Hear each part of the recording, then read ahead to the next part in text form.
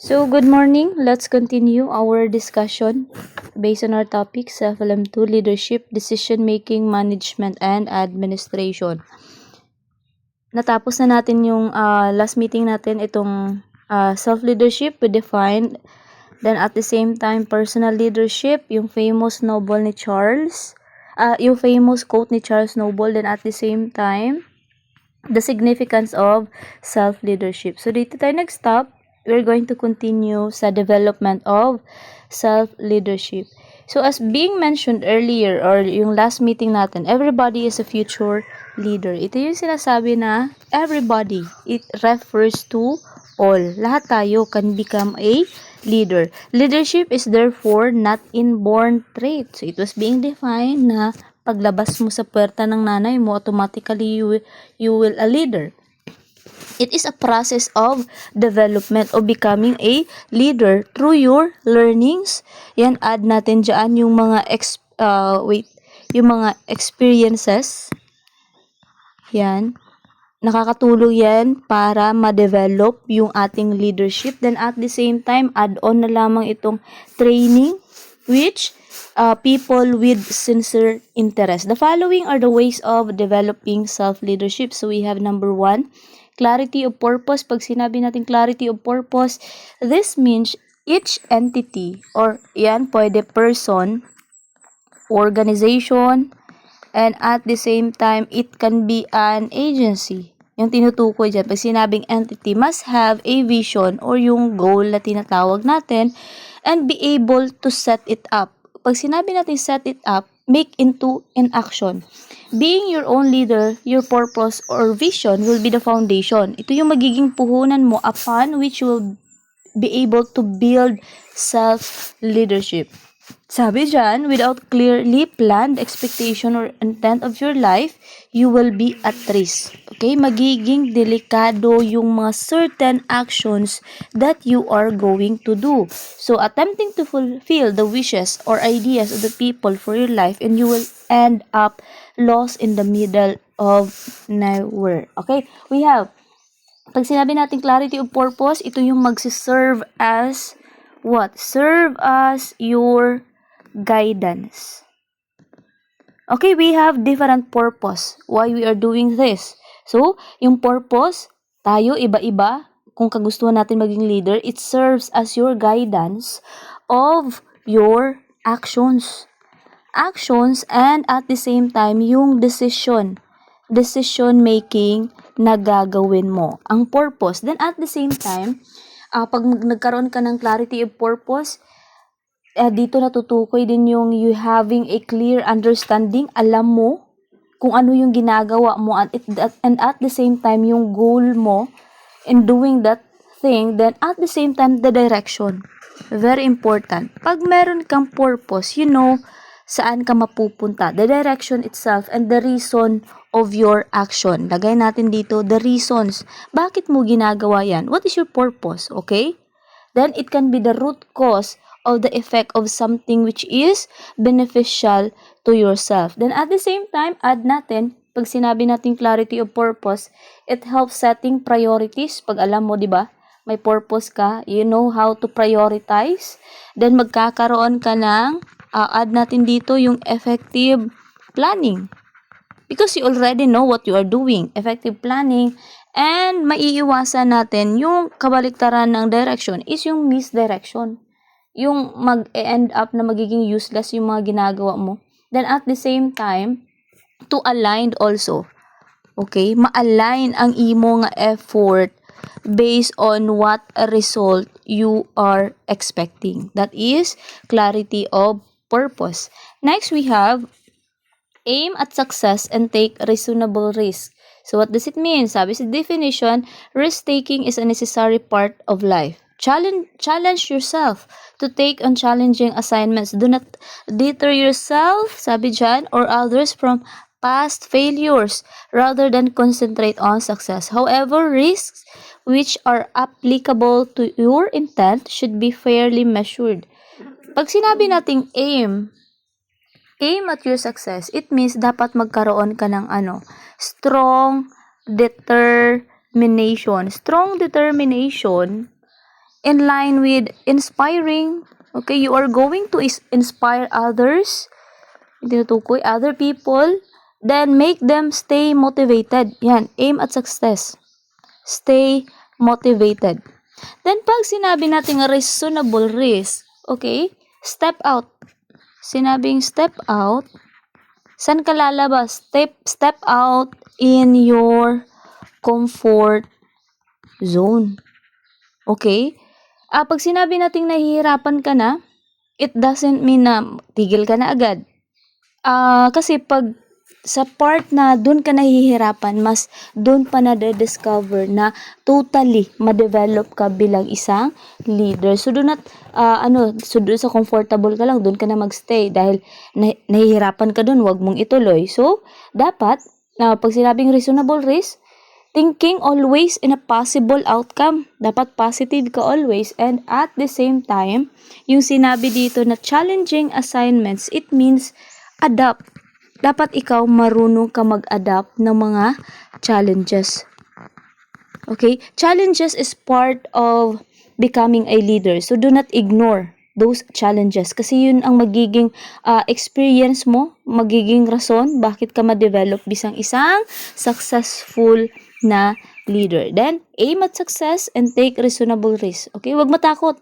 Step out in your comfort zone and aim at success. Magkaroon ka ng strong determination, know how to inspire others, and stay motivated of what you are doing while adapting those challenges. Next, we have number 3, spend time to reflect on your life. Pag sinabi nating spend time to reflect in your life, it means magkaroon ka ng self-awareness.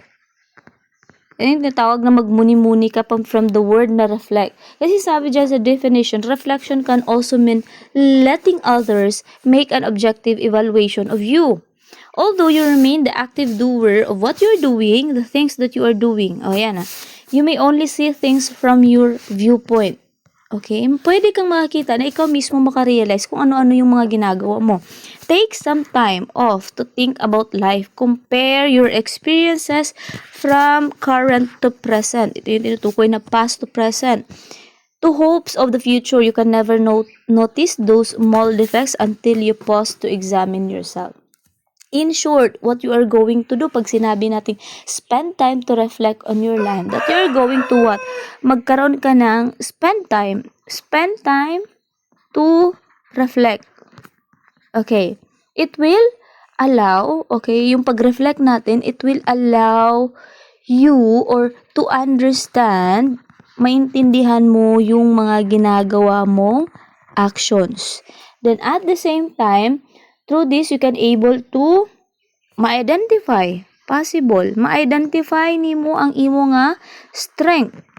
Dahil sa pag-reflect mo, self-reflect, may nagawa ka before na doon nakitaan mo na naging successful yung isang event or situation, then it can be your strength. Those actions that you did, it can be your strength. At the same time, your weaknesses. Yan ang madidiscover mo pag once nagkakaroon ka ng self-reflection. Then, from that, you are going to what? Learn. Matuto ka from your mistakes. Then, you are going to keyword, i-recognize nimo ang what need to be improved. Yan. Through that, nagkaroon ka ng spend time to reflect. Then, you're going to understand your actions, yung mga nagawa mo before, then i-compare mo sa present. Then, at the same time, after mo maintindihan, nagmuni-muni, na-identify nimo yung mga actions mo before, it can be your strength or weaknesses, then you're going to learn from that. From your mistake, and at the same time, doon sa mga positive outcome din also. Then, after recognizing, then, those negative behavior or characteristics you have, you're going to improve para mas maging well-developed ka of becoming a leader. Next, we have the last one, don't tolerate just anything. Anong tinutukoy nito? Sabi sa definition, you should not erase your dream. You should learn to be intolerant. Intolerant from what? To any suggestions or ideas don't suit your vision. This intolerance is not just towards others but also toward you. It involves not tolerating negative factors, yan, such as laziness, anxiety, and many others in your nature. So, ibig sabihin, pag sinabi natin intolerant, you are going to possible, i-ignore mo daw yung certain comments coming from other people na, yes, totoo yan. Pag once you become a leader, unti-unti mong dinedevelop yung sarili mo, marami kang maririnig na comment coming from other people, then you are going to ignore that if hindi naman siya align on your goal, sa vision mo. Kasi pag nakinig ka sa kanila, it can be a negative effect towards you. Then, pag sinabi naman natin that you must know how to listen. Eto, you are going to ignore those negative. But, okay, magkakaroon tayo ng but, be an active listener. Pag sinabi natin be an active listener, you're going to listen advices, good advices, which align to your vision. Okay, which align to your goals, yung tinatawag natin na goal. Makinig ka pag merong nag-advise sa'yo. Then, ito yun, sinabi, emphasize lang na don't tolerate just anything. Kasi marami talagang mga hindrances or mga balakid pag once na, di ba, nakikitaan na natin yung sarili natin na nagiging mabuting tao, mas lapitin tayo ng mga demonyo, okay? Yung mga taong hindi gusto yung mga nangyayari sa atin. Next, we have here, how are we going to have a simple ways to lead yourself? We have number 1, know your values and stick to them. Based on the definition, people tend to be drawn instinctively to somebody who has a dream, intent, and dignity. One who treats people respectfully and is empathetic to others, to their needs. Make sure that you know what type of leader you want to become. Tandaan niyo to, highlight. Okay? Pag gusto niyo maging leader and at the same time, on the process ka pa on leading yourself, you must understand what type of leader you want to become. We have different types or forms of leadership na pwede nating i-apply. Then, personal beliefs in leadership, yung core values and the implementation of those values help leaders become successful. So, pag sinabi nating know your values, it means that we have different values that we have in life. Okay, yung mga values na meron tayo, it helps or guide us to act with. Okay, it can be magkaroon tayo ng integrity. Focus tayo sa positive side. Pag sinabi naman natin purpose, through that values, we can able to achieve integrity, purpose, and at the same time, magiging consistent tayo based on our action o yung tatawag natin na consistency. Knowing our values and, yes, sabi nga, stick to it, magiging, as leading yourself, magiging reliable and at the same time, credible ka into guiding others because you know already how to control yourself and you know your values. Then you can able to implement it with others. Next, we have move toward purpose. Paulit-ulit lang, parang nabanggit, same thought lang. You can't be a leader unless you have a clear intention. So, ito yung sabi kanina dito, no? Yung na-discuss natin. Etong clarity of purpose. Connected sila ni move towards purpose. You can't be a leader unless you have a clear intention to help you through the dark times. The aim at the end of the tunnel is like a light, okay? Para siyang isang quote na para sa dulo, yes, we are achieving our vision. Doon sa dulo, we can able to achieve success. A hope that keeps us going. Kumbaga, ito yung mag-move or yung pushing factor natin why we are doing this. Yung success na gusto nating maabot sa dulo. One has to spend time questioning the real intent of inspiration behind being a leader. If you have a clear purpose, then you can make sure that the team align with common purpose. So yan, it was being explained. So pag sinabi natin move toward purpose, another term from that is must be stay what? Magiging stay committed. And yung magiging dedicated enough to our goals. Yan. Kahit anong balakid na dumating sa buhay, okay, focus lang sa goal. Next, keep improving yourself. Sabi dyan, great leaders are working hard to improve, expand, and evolve into better versions of them. Yes. Whether you have started leading or you've been a veteran in your place, make it a point to learn something new by going back home. Kahit nga daw, isa ka ng veteran, marami ka na na-experience in line with leadership, gawa ka pa rin ng paraan. Make a point to learn. Kasi walang tao na perfect. Yun ang ibig sabihin dyan. Lahat tayo on the process of developing ourselves. Araw-araw is a learning process. Something new by going back home. Look back. Okay, saan ka nang galing before? Then you can learn something from that. Then additionally, pag sinabi natin keep improving yourself, you are going to what? Ano bang number 1 na dapat i-develop natin? Pag sinabi natin sarili natin mismo, yung mindset na meron tayo. The mindset itself, and at the same time, through the help on developing our skills, and yung pinakamahalaga talaga, itong behavior. Yung behavior na tinutukoy, and after that, after we improve ourselves, dapat alam din natin on how to know to accept, tanggapin natin yung mga feedback coming from other people, and at the same time, you improve yourself, you're going to manage also your time. Okay, manage your time. Isa yung way in line for you to become what? Stay positive of what you are doing. Hindi man nga na-develop na naton, ito, we already developed this, pero hindi mo siya kayang i-manage through the process. You cannot able to accept feedback coming from other people, then yung improve na ginawa mo sa sarili mo is magiging useless. Dapat magiging consistent tayo in line with that. Next, make mistakes but never make the same mistake twice. Oh, understandable. All leaders make mistake. Yes, of course. Kaya nga sabi na walang perfecto. Kahit nga those professionals, students, kahit sino man yung tao, nasa government, lahat tayo, okay, nakakagawa ng mistake. Then at the same time, ilagay mo talaga sa utak mo na ang pagkakaroon ng mistake is part of our life.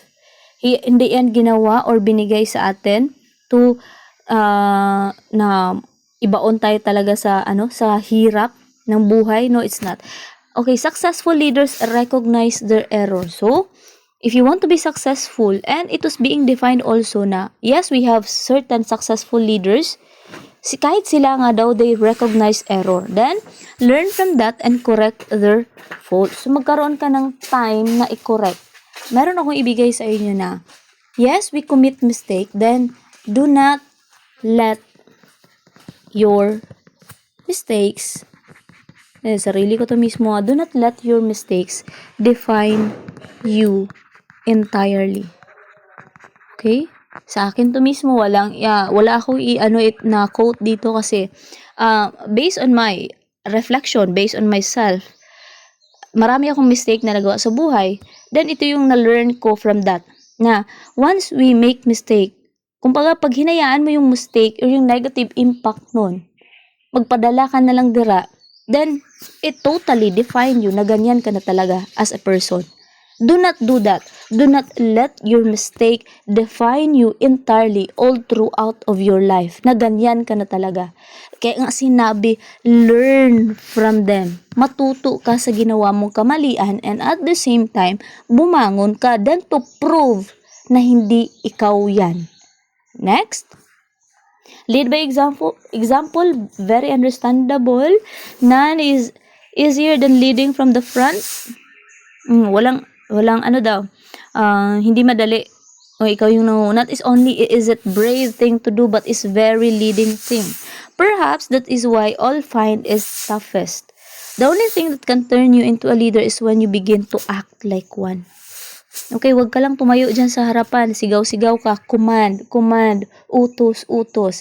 Kasi being a leader is not all about commanding. It's not all about the authority or the power that you have. Tandaan nyo po yan, ha? Leading by example is the number one contributor that you can able to attract your subordinates na they are going to follow you. Kasi nakikitaan ka nila na ikaw mismo nga nag-follow ka, bakit ako hindi mag-follow? Ganun yung mindset ng tao eh. Bakit sasabihin nila, mag-follow ako. Yung mismo nandyan malapit sa may authority, hindi nga sinusunod. Ako pa kaya na normal tao lang? So, yeah, based on my observation based on my assessment, yan ang nakikita ko po. Kasi, ilang batches yung na-observe ko, pag nakikitaan nila na yung senior nila, they're not following the rules or regulation being set by the program, the lower years will follow. Okay? Walang punishment na binibigay doon, walang correction based on that behavior, something like that. So, masiset up sa mindset ng bawat isa na, oh, I'm going to do this. Because no one is controlling, even though my seniors. So, pag kayo, third year na, you must lead by example. Okay? Kasi ang respect, gain. Okay? Sabi nga, it was being gain. Then, at the same time, dapat mag-start talaga sa sarili yung act with good. Ano ba dapat? Ano nga good ang ginahambal mo, ma'am? It is very important, the good behavior. And attitude with ethics, respect, positive habit, o magkaroon ka ng own positive habit, and at the same time, integrity. Kaya para gusto kung ano yung gusto mong mangyari sa iba, gawin mo muna sa sarili mo para sundin ng iba. Yun yung sinasabi natin na lead by example. So, hindi naman mahirap yan, no? Kasi maraming nagsasabi na, apakahirap pasundin ng iba. Pag sila daw yung naging leader, apakahirap. Kaya naging factor yan kasi walang ganito yung iba. Kaya napakahirap nilang pasundin. Wala silang good behavior na nasa kanila. Wala din silang self-leadership. Kaya it is very important, one pa, bawat isa sa atin, dapat magkaroon ng self-leadership. Kasi pag once meron tayong self-leadership, hindi na po mahirap na magpasunod ang isang leader. Kasi we know how to act already. That is the factor. Next, we have, sabi dyan, leadership is practiced not so much in words as in attitude and in action. So, ano yung ibig sabihin yan? Na ang pagiging leader daw, hindi lang yan puro salita. Uy, ako ang leader ha, ako ang gi-assign. Ako ang mag-lead sa inyo. Do not, emphasize. Let your actions na yun magsasabi na ikaw ay leader. Yeah, sabihin mo based on your actions and based on your attitude as a leader. Yeah. Next, we have, pasukin natin ang concept of leadership. Leadership is the practice by driving people. Pag sinabi natin driving, it is a moving power. Okay, moving power na pwede i-motivate, yan, motivate other people. It's a process whereby an individual influence, so same yan, others and guides the organization in a manner that makes it more cohesive and coherent. Excuse me. Pag sinabi natin cohesive, it is, ito yung, you are being cohesive if all the information or communication you give towards your member is what? Working together. Kumbaga, work smoothly. Okay, maayos ang pag-deliver ng mga information. Matatawag nating ikaw ay cohesive na leader. Pag sinabi naman natin coherent, ito yung based on your information, based dito sa pagiging cohesive, understandable. Yan. Coherent yan if understandable. Magiging understandable lahat ng mga ideas, informations, directions that you give towards your member. Ikaw ay magiging coherent if very understandable. If cohesive, yung, okay, nasa maayos, works smoothly. Next, we have, sabi dyan, leadership is learned. Okay, paulit-ulit, natutunan yan. Di yan basta-basta na ano lang, nag-abot lang na sa imo. Leader skills and knowledge can be influenced by his or her attributes. O nakadepende daw yan. Kung anong kinalakihan natin, way of characteristics that we have in our house, lahat, behavior, such beliefs, yan. Values and ethical standard, yung mga follow natin. We have the norms, yung mga folkways, Yan. And the character we adopt. Knowledge and skills contribute directly to the process of leadership, while the other attributes give the leader certain characteristics that make him or her unique. So, yun. Next, we have 4 primary factors of leadership. Wait lang. Pag sinabi natin 4 primary factors, ito yung it can affects. Etong 4 na to, nakaka-apekto to in line with the success. Okay, success of being a leader. Tandaan nyo po yan. Pag sinabing primary factors of leadership, etong 4, tandaan nyo po. Eto pong 4, it can affect the success of becoming a leader. So we have the number 1, leader itself. Yan. Ikaw mismo leader, isa ka rin sa magiging factor na hindi ka magiging successful if ikaw, an individual, appointed as leader, hindi mo alam kung paano intindihin sarili mo. Kasi sabi dyan, must man eh. So, pag hindi mo naiintindihan yung sarili mo mismo, you cannot able to lead. Then factor ka na hindi ka magiging successful as a leader. Hindi ka honest sa sarili mo. Kasi pag hindi ka honest sa sarili mo, you cannot able to be honest towards other people. Then, what he knows and what he can do. Take note that it is the follower that decide whether the leader is successful, not the leader or anyone else. So sabi dyan, ang gina-emphasize, only the follower can define you of being the best leader or a successful leader kasi sila yung nakakakita ng iyong actions. Okay, tandaan nyo po yan. Then, next, the follower itself, it's also a factor. Bakit? Given dyan, different people expect different leadership styles daw. The basic starting point is to have a clear understanding of human nature. Dapat kabalo ka manilag sang imo nga members. Alamin mo ang needs nila. What kind of feelings into today, tomorrow, obserbahan mo sila, anong nafe-feel nila, they are sad, competitive enough, happy, kasi, and motivated ba sila? And you have to come to learn that be, know, and do qualities of your people. It is very important that as a leader, you must understand your follower kasi, bakit man? Understand your follower in line with their behavior. Pwedeng i-add natin dito yung culture na meron sila, no? Culture, behavior, yan, ano pa? Ito, importante din. Yung strength. Kasi, di ba, pag leader, magbigay ka ng tasking. Alangan naman, ibibigay mo doon sa isang member mo na hindi niya strength yung ganong gawain. So, napakahirap, mas mapapadagal yung outcome ng tasking. Then, at the same time, other weaknesses. So, alamin mo din yung weaknesses ng bawat tao mo, yung member mo. Then, in order for you, what will be the effect? If you know how to understand the nature of your members, you are going to have a what? Come up. Okay? Come up. Makakam up ka sa good approach. Kasi without understanding your follower, hindi mo alam kung anong gagawin mo. So, dahil naiintindihan mo sila based on their moods, anong pangangailangan nila, need ba nila bulig subong or hindi na, or they are motivated, need ba sila sang mga something na need pa sang advice halin sa imo. So, understand that.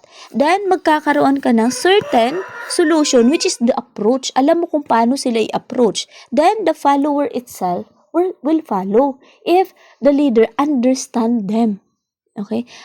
It is very hard to understand the behavior of every members. Kaya nga, mahirap ang pagiging leader. Yan, tatandaan. Mahirap i-please yung ibang tao. Lalo na, may kanya-kanya silang behavior.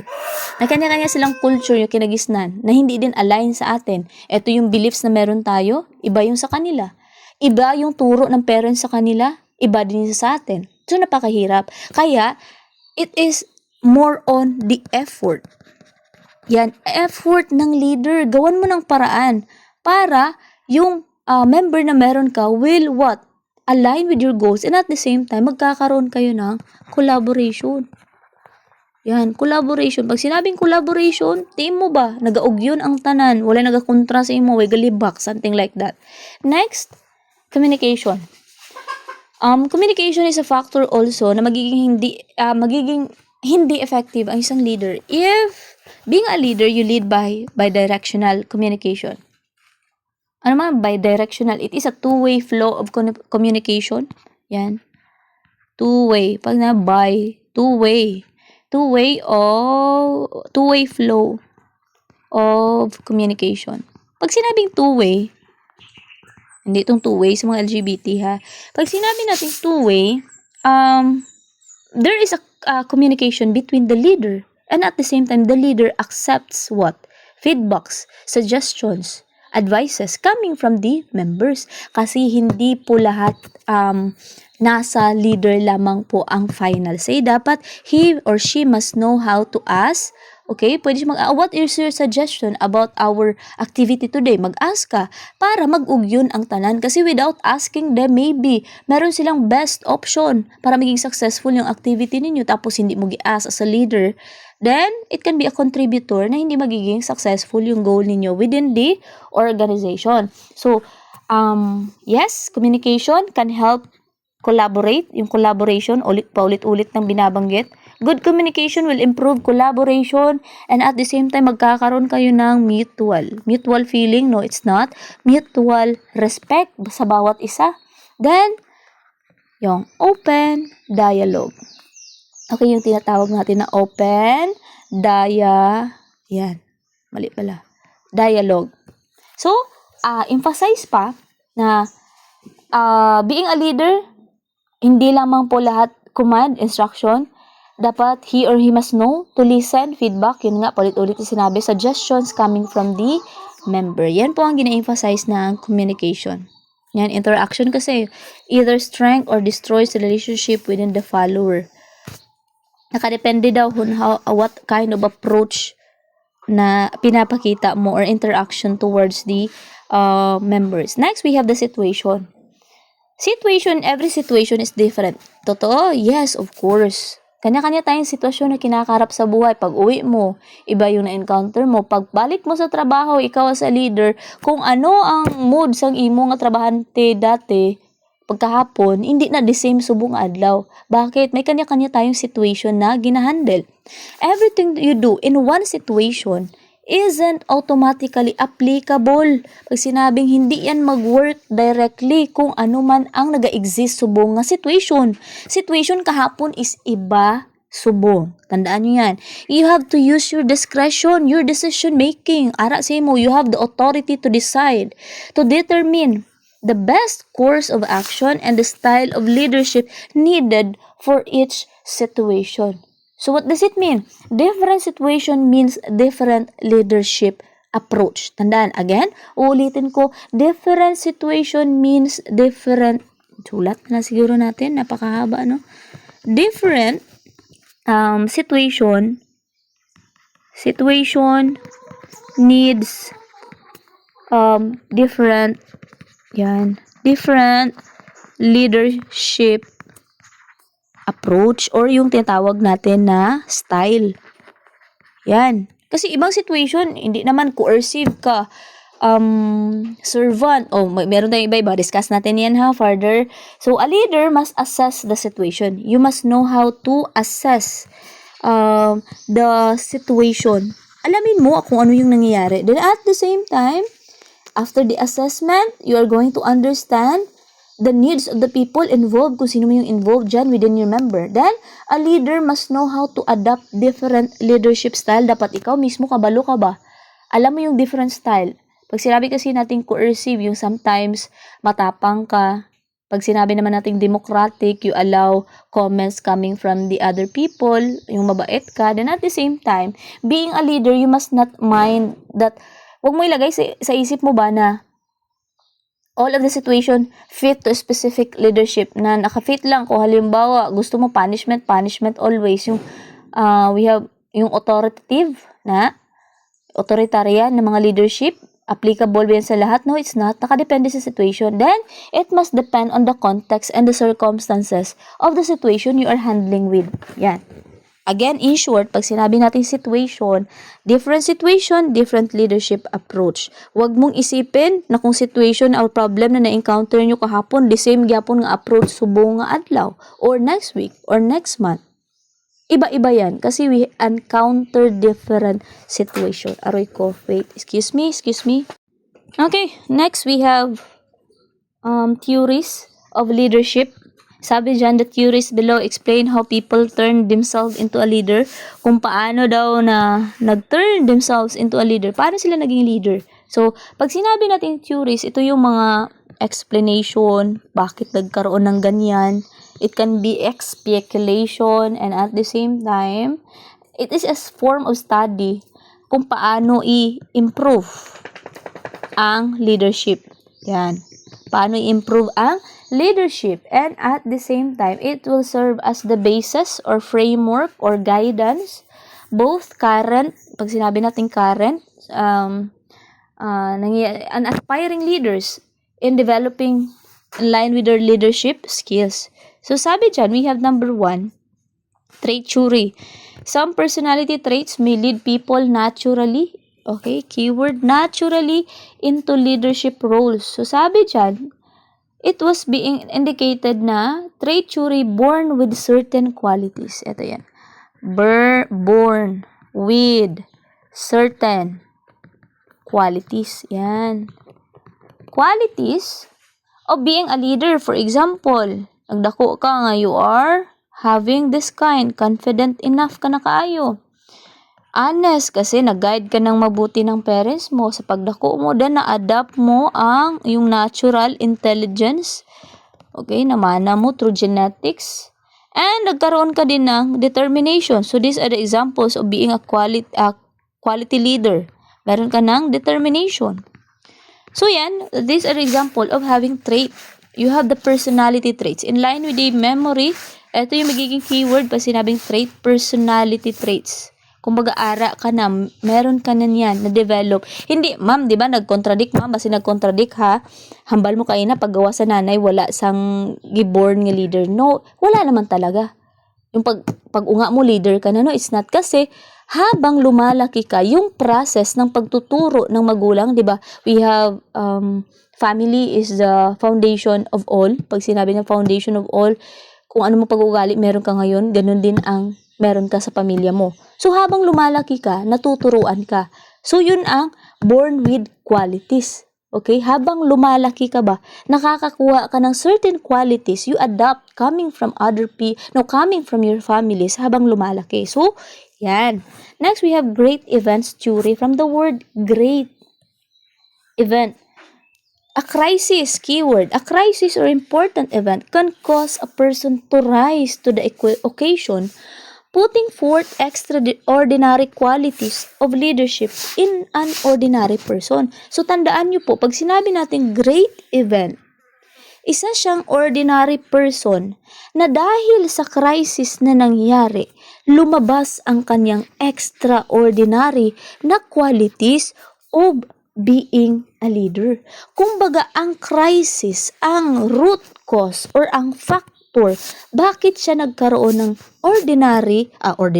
extraordinary qualities of being a leader kahit na ordinary person siya. Ma'am, so yan ang mga example sinaman, ma'am. Pag sinabi natin example, we have, halimbawa, nagkaroon ng lindol. Example lang to ha, sa third floor, di ba tayo sa third floor tayo as a third year student. Ngayon, malakas lindol, for example, 6.5, uyog. So, lahat nagpanik sa classroom natin. Kahit ako nagpanik. Example lang yan ha. Ngayon, may isang student tumayo. Sabi niya, Buddy, kalma lang. Sundan nyo ang duck cover and hold. Okay, sinabi niya yan. Hintayin natin na mag-stop yung lindol. Then, saka tayo bumaba. Huwag kayong tumakbo. So, hinarangan niya. Doon siya sa door. Binantayan niya. And at the same time, habang nagapanik, ginapakalma niya ang iya mga body. Through that event, like example lang ha, through that event, ano yung nakita nyo? Coming from an ordinary person as a student, yung crisis na nangyari, we have the earthquake. Ayan ha. Simple but understandable. Earthquake. Hindi naman siya sinabihan na siya yung mag-lead, di ba? Wala, kahit the teacher itself, for example, yung sinabi ko kanina, ako mismo nagpanic. Walang nagsabi sa kanya. Pero lumabas yung kusang leadership. Gihandle niya ang iya mga mates dahil sa reason niya na gusto niya magkaroon ng safety ang kanyang mga body based on the crisis happen. So nagkaroon kayo ng hindi na great event, great man of having this leadership. Kasi ang another word ng great event is great man churi. Merong umusbong, hindi pa bida ha, merong umusbong na isang tao na kaya niyang maging leader pag meron palang certain crisis na mangyayari.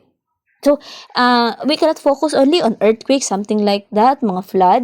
We have a certain example based on history. Sino yung makukonsider natin na mga within the Philippines? We have Jose Rizal. Is the number one example of great man churi. Bakit? Isa siya sa ano nangyari? Under the Spanish rule, siya ang naging leader in line with seeking independence para magkaroon ng kalayaan ang Pilipinas. So, isa siya sa example ng great man churi under great event churi. Next, we have si Andres Bonifacio. Sila ha, kasi matatawag natin na crisis yun. Okay, nag-aalangan yung kalayaan natin sa Pilipinas. Ano bang ginawa ni Andres? Yung bravery and leadership na pinakita niya during the revolution against Spain. So, isa din siya. So, pag sinabi nating great event, yun nga, merong lumabas na isang hero. Pwede natin matawag ito yung great man, hero. I will consider them as a hero coming from this ordinary person ang nagpush sa ila ang crisis nga na tabo. So, next, we have transformational or process leadership from the word being process through experiences na transform. This kind of theory, it is the widely accepted theory. People can opt. Pag sinabing option, merong certain option ba para ma-avail mo ang pagiging leader. People can learn the ability to take leadership. So, ibig sabihin nun, pag sinabi natin transformation, from the word transform, there is change. Ikaw as a leader, meron kang change na input towards other people. Na motivate mo sila to change, to create a vision, to encourage them. Ito, another word, innovation. Nagkaroon ng innovation or change through your action as a leader. Then, pwede po diri sa transformational, ikaw as a leader, you uncover ni mo ang iban nga tao nga maging become, nga merong potential of becoming a leader. Yan. Tandaan po ninyo, pag sinabing transformational, merong change, merong nagbago. It can be your member, may na-discover, coming from hindi efficient or effective member, nag-turn into effective and efficient. Yan. Through your help, through your motivation, through your action as a leader. That is transformational. Process. Pwede din nating ilagay ngayon. Bakit kasi sinabi na today it is the widely accepted theory. People can opt for leadership. We have different napakadali na lang ngayon maging leader. Bakit? Meron tayong mga seminars. Okay? Seminars. Trainings o becoming a leader, kumbaga kulang na lang yung effort natin na i-avail yung mga ito para maging isa tayong leader. It is all about transforming ourselves also through availing the availability, yung sabi niya, accepted widely theory na siya kasi nag-exist siya, kumbaga ito yung makabagong theory in line with transforming certain person of becoming a leader. So dito tayo mag-stop no sa discussion kasi kung tutuusin lang kaya i-discuss itong page 1 to 32 in just one day, pero ay kalmahin lang natin ha. So ginawa ni ma'am, nag-discuss ako sa inyo kasi may pagkukulang ako sa inyo. So gagawa ako ng effort ko para mabigay sa inyo yung knowledge na dapat nyo makuha bilang student ko dito sa FLM2 natin. So, self-reflect. Baka may magawa ako hindi ako magawa. Baka meron akong student dito na baka ma-influensyahan based on this discussion na unti-unti baguhin ang sarili in line with his or her behavior para pag mag 4th year na sunod, you will become a good leader towards your junior and at the same time, you are a good follower to your instructor. Sana ganun kayo, no? Huwag kayong magsira-siraan, kayo-kayo lang as a 4th year soon. Huwag kayong gagawa ng mga kamalian na you cannot able to accept.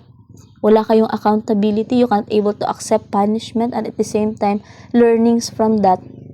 Kung ayaw nyong gumawa ng mistake, then be a good follower na lang. Kahit na hindi nyo mag-aim o becoming a leader, be a good follower na lang po. Yan ang hinihingi ko sa inyo. And sana may natutunan kayo dito sa discussion ko. Leave a comment, not to subscribe. Leave a comment based on what you have understand as summarization. Do not summarize this discussion, i-attach dito sa AI, summarize all the discussion of my teacher. No, it's not. Your understanding, bahala balik ko, itry nga ikaw mismo, halin sa sarili mo, ano ang naintindihan sa klase ko. Comment down below. Wala ako gina-emphasize ang subscription. Kasi the purpose of this social platform is to disseminate knowledge towards my student. And that's all. Thank you. God bless. Ingat kayo always. Yun lang.